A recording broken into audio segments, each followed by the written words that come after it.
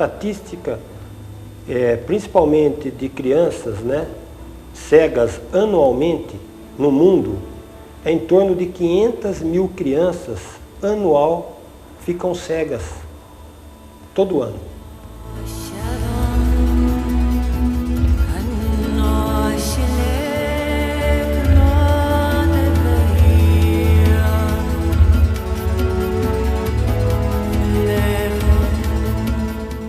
Olá, meu nome é Evandro, tenho 20 anos, sou estudante, comecei a perder a visão aos 13 e fiquei cego aos 16 anos. E ao transcorrer desse tempo, começou a surgir umas neblinas, né, na frente dos olhos, e eu comecei a falar para os meus pais que eu já não estava mais assim, percebendo as imagens, né? E nisso daí eles me levaram ao médico, constatou, né, aos 13 anos que eu tive um descolamento de retina.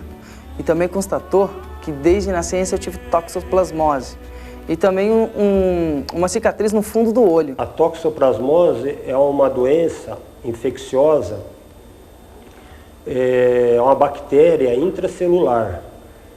Ela é bem disseminada no mundo, né? E principalmente transmitida pelas fezes do gato e pelas fezes do pombo também, e também em carnes mal passadas, qualquer tipo de carne geralmente mal passada. Essa doença, ela atinge o corpo inteiro da gente e principalmente a vista. Na vista onde ela faz o maior estrago. A perca de visão minha foi lenta, foi uma coisa lenta, foi uma coisa que eu fui adaptando, fui me adaptando aos poucos, foi aos pouquinhos. Então nisso daí eu fui acabando me adaptando, fui me adaptando em tudo que eu fazia, e até que um dia eu fiz uma cirurgia na PUC, e o médico falou que não fez sucesso essa cirurgia. Eles só fizeram uma tentativa, porque eu era novo e ia ser assim a recuperação mais rápida ia dar, né? Eu já estava aí nessa idade com 14 anos, em 97, foi. E eles me encaminharam para um centro de deficientes visuais, onde desenvolvem o trabalho, assim, enfim, normal, né, o nosso, para nossa vida cotidiana. Me encaminharam para lá e logo de cara, assim, eu não aceitei. Para mim, eu não era deficiente visual, que eu só vivia no meio das pessoas que enxergavam. E o trabalho da instituição Centro Braille tem como missão favorecer a inclusão social das pessoas com deficiência visual e proporcionar o exercício da cidadania. E as diretrizes que regem nosso trabalho são promover a independência, a autonomia, a consciência crítica. E o trabalho da instituição se divide em 3 áreas onde se inserem diversos projetos. A primeira, a área de habilitação e reabilitação, né? Aquela área responsável pela promoção da autonomia, independência, a superação propriamente da deficiência visual. Então, esta área compreende o ensino de orientação e mobilidade independente. Eu vou te colocar, Marcelo, próximo a um poste para você aprender a fazer a varredura. Orientação e mobilidade para pessoas com deficiência visual consiste em transformar, vamos dizer assim, aquela pessoa que só pode sair de casa na dependência de um outro, de um parente, de um amigo, de um vizinho, e transformá-la num ser altamente independente, onde ele é capaz de ir e voltar para sua casa, aonde ele desejar ir, aonde ele precisar ir. Ele pode ir e voltar para a escola, ele pode ir e voltar do trabalho, se ele quiser fazer suas compras, se ele precisar ir a um banco. Resumindo, é a autonomia da independência. É a capacidade de eu não precisar mais de ir guiado por alguém. Eu vou sozinho como qualquer outra pessoa. A segunda área, a área educacional, compreende 3 tipos de ações. Primeiro, o apoio à inserção na rede regular de ensino. O pessoal vai estudar nas classes comuns, nas escolas. Apoio ao aprendizado, quando há dificuldades em algum aprendizado de algum conteúdo escolar. E orientação a professores das escolas, que às vezes não sabem muito como lidar com o deficiente visual. Em sala de aula a gente faz visitas e orienta nesse sentido. Quando o aluno tem cegueira congênita e a gente encaminha para uma escola, antes a gente já conversa com todos os professores e fala assim, se ele é cego, tem perda total, ele pode sentar na primeira mesa, ele vai usar uma máquina, a máquina é um pouco barulhenta, ele vai precisar de um aluno para, muitas vezes, ditar a matéria. Quando não estiver ditando a matéria, o professor estiver explicando e mostrando o que está acontecendo na lousa, ele não simplesmente não apontar, então é isso ou é aquilo, como está na lousa, mas ele verbalizar toda a situação. Ele fala assim, então o primeiro ponto é assim, e passa para tal. Ele vai verbalizar tudo, então o aluno não vai perder. Tem professores que ainda sentam do lado do aluno e acabam explicando. Se um aluno tem uma cegueira adquirida no processo escolar, bom, vai ter que fazer a mesma coisa, com um pouquinho, às vezes, um pouquinho mais de paciência. E às vezes se torna até mais fácil, porque se ele já foi alfabetizado à tinta, muitas vezes ele pode pegar na mão e mostrar o processo todo na mão. Então fica mais fácil. Se o aluno tem baixa visão, ele vai precisar sentar perto de iluminação, ou de lâmpadas, ou de janela, onde que ele possa enxergar a lousa. Aqui eu ajudo, né, aqui a Raquel, auxilio ela, né, e aí eu vou ajudando ela no pessoal aqui na estimulação tátil, dou uma força pro pessoal que não tá lendo, então através dos materiais que já foram citados, eu vou ajudando o pessoal. O fato de eu ser deficiente visual facilita muito mais, né, talvez a aprendizagem, como você ensinar, porque às vezes como o aluno está lendo e às vezes uma pessoa que enxerga, talvez ela não consiga perceber as dificuldades e nós, no enxergando, a gente já passou por isso, então sabe, às vezes as dificuldades consegue perceber com maior facilidade ainda. Na terceira área, que se refere a trabalho, a inserção do deficiente visual no mercado de trabalho, a gente tem, primeiro, ações que visam desenvolver a empregabilidade dos deficientes visuais, torná-los mais aptos a competirem no mercado de trabalho. Como, né? Encaminhando para cursos de capacitação profissional na comunidade e também desenvolvendo habilidades sociais. Você tem alguma coisa da Agatha Christie aí? Tenho. Qual que você tem da Agatha Christie? Tem o golpe, o Crime no Expresso do Oriente. Meu nome é Edson Galdino. Eu sou assistente de biblioteca. Eu trabalho aqui no setor Braille já há 13 anos.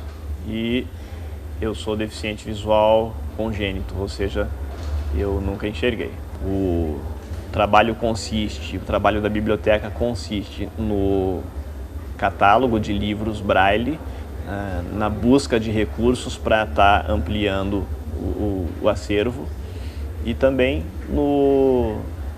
na parte assim de você estar trabalhando com o usuário mesmo. Então a gente trabalha com o empréstimo de livros, com a chegada e saída do material, enfim, todo o cuidado de biblioteca que um assistente de biblioteca faz, a gente está fazendo. A minha rotina é o seguinte, é como de uma pessoa normal. Levanto, acordo, dou aquela espreguiçada, vou escovar os dentes, tomo meu banho, arrumo minha cama, preparo meu material para ir para a escola. Até aí, tá ok. Vou para a cozinha, tomo meu café, preparo meu café, mas como a gente tem aquelas pessoas que acabam acoitando a gente, minha avó, ela prepara o café para mim. Vou pro ponto, né? Me sigo em direção ao ponto. E lá espero um ônibus. Agora, saindo do ponto inicial, tudo para mim vai ser referência a chegar onde eu quero. Saindo do ponto da minha casa, eu vou virar ao lado esquerdo. O ônibus vai virar, em seguida descendo, vai ter que ter um quebra-mola. 1h30 ou 1h10, mais ou menos, eu estou no colégio. No colégio eu sigo da 1h15 até mais ou menos 15:06. Lá é uma atividade normal, estudo normal, como qualquer pessoa faz, né? A sala de recursos funciona há mais de 50 anos, aqui na Escola Carlos Gomes, né? E ela vem atendendo todos os alunos no regular. Como profissão, eu gostaria assim de estar mesmo concluindo a música, né? Que eu adoro, é uma coisa que eu me identifico pra caramba.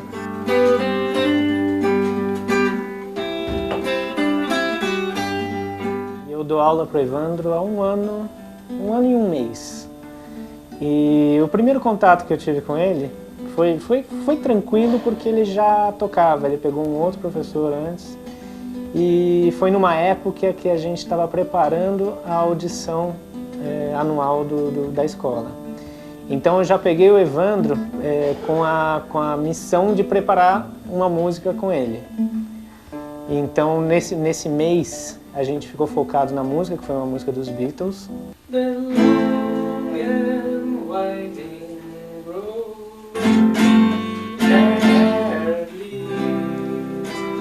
A gente trabalha aqui na aula também alguma coisa de tato, eu toco e ele vem e sente a postura do meu braço, a postura dos meus dedos, vê como é que é o movimento que eu estou fazendo.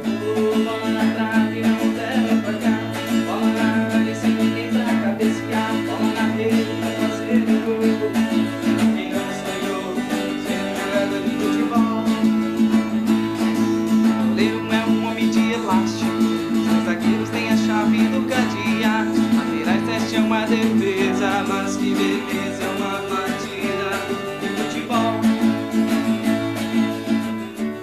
As regras do futsal para o futebol de cego, elas praticamente são as mesmas.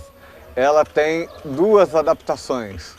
Que vocês puderam notar enquanto estavam sendo gravadas as imagens do treino coletivo, não tem lateral. A gente usa a parede da quadra, aqui no caso a quadra tem a parede naturalmente, né? Ela é assim.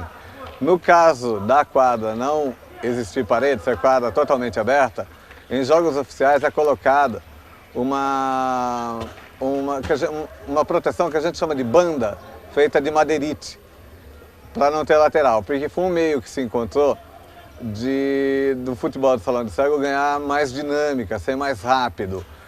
O restante, a outra adaptação é o espaço do goleiro, porque como o goleiro ele tem visão normal, se ele tiver o espaço normal dele, ele domina o jogo, porque ele enxerga. Então ele tem o espaço da área dele, a pequena área do goleiro ela é reduzida, sendo 1 metro aberta para cada trave e 1,60 m, 1,80 m, mais ou menos, na frente da trave. Escolhi a fisioterapia como profissão, não no acaso, é que eu falava muito em fazer direito, não sei muito nem porquê, acho que por influências. Mas eu queria alguma coisa que na verdade eu pudesse estar ligado ao esporte, o esporte sempre foi o meu mundo, fazia parte da minha vida, tanto a prática esportiva, quanto o acompanhamento do esporte em si, em geral. E foi o meio que eu acabei ligado ao esporte, sendo fisioterapeuta de clubes, de atletas, de várias modalidades até. Já trabalhei com praticamente todas as modalidades esportivas. Muitas das vezes, assim, pela deficiência, a gente está andando na rua, eu não sei, muitas pessoas passam por problemas pessoais e acham que o nosso problema acaba sendo muito mais do que a dela. Então ela chega e conversa, começa a contar da vida dela pra gente, sem mais, sem menos. E eu assim também acabo tendo assim uma caidinha pra psicologia. Mulher, você vai gostar. Tô levando uns amigos pra conversar. Eles vão... Eu quero, por exemplo, ouvir uma música do Chico Buarque. Ouvir um CD do Chico. Então eu vou lá, acesso o programa que fala, né? Eu uso o DOSVox, então eu acesso lá, seleciono Chico Buarque. Ele localiza para mim 5, 6 CDs do Chico Buarque. Não tem que pôr a mesa nem dar lugar.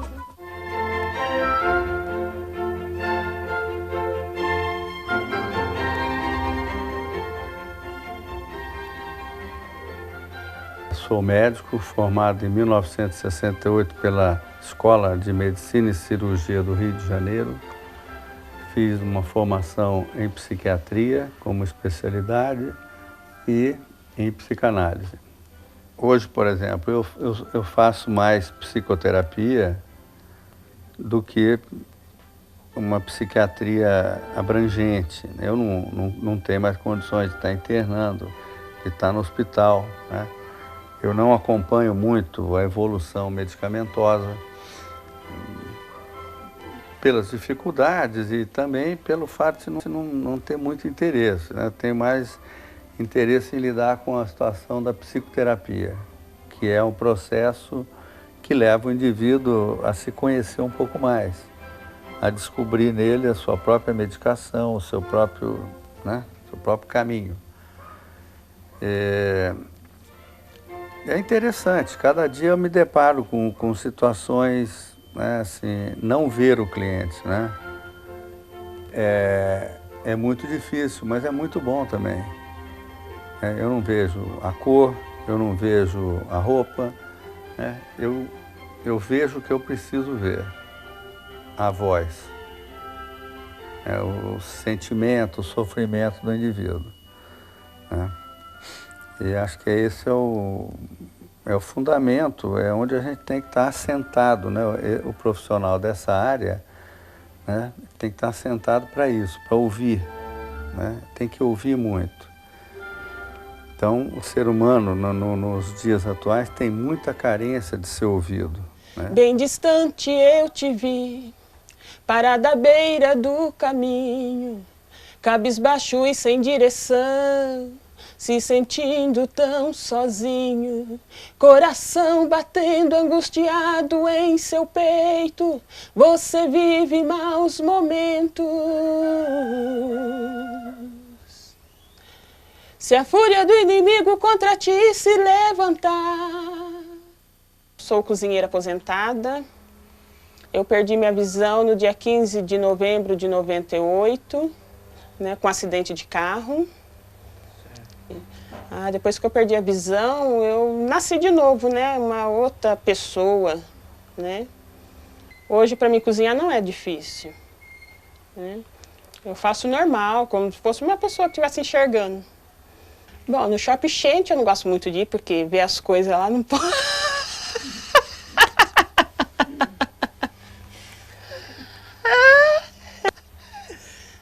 Não pode comprar, tem que olhar com o olho, lamber com a testa, então. Não, mas um pouquinho que eu saio, nossa, eu já gasto bastante, viu? Quando eu vou na loja fazer compras, né, de roupa, eu procuro a vendedora e peço para ela colocar na minha mão. Eu vou tateando calça por calça, se eu não gostei, vejo a cor como que camiseta, se ela tem algum detalhe diferente, calça, se tem um bolso ali, tem um bolso aqui, pô, eu passo a mão nas calças inteiras. Se tiver 300 calças, nas 300 calças que eu vou passar a mão. Tênis, então, nem se fala. Sou tio do Evandro. O Evandro, ele nas horas de folga, ele dá uma ajuda para nós, né? Sela sorvete. E ele teve uma adaptação fácil, né? O sorvete que ele sela fica melhor que o nosso, porque ele tem um negócio na mão que a gente não tem, né? Ele sela o sorvete e mexe com os dedos, e a gente não sabe fazer isso. Então, o produto que ele, né, sela ali é melhor que o da gente, fica, né, um trabalho mais perfeito. A minha rotina é essa, né? E final de semana, claro, como eu também sou filho de Deus, vou dar uns beijos, né?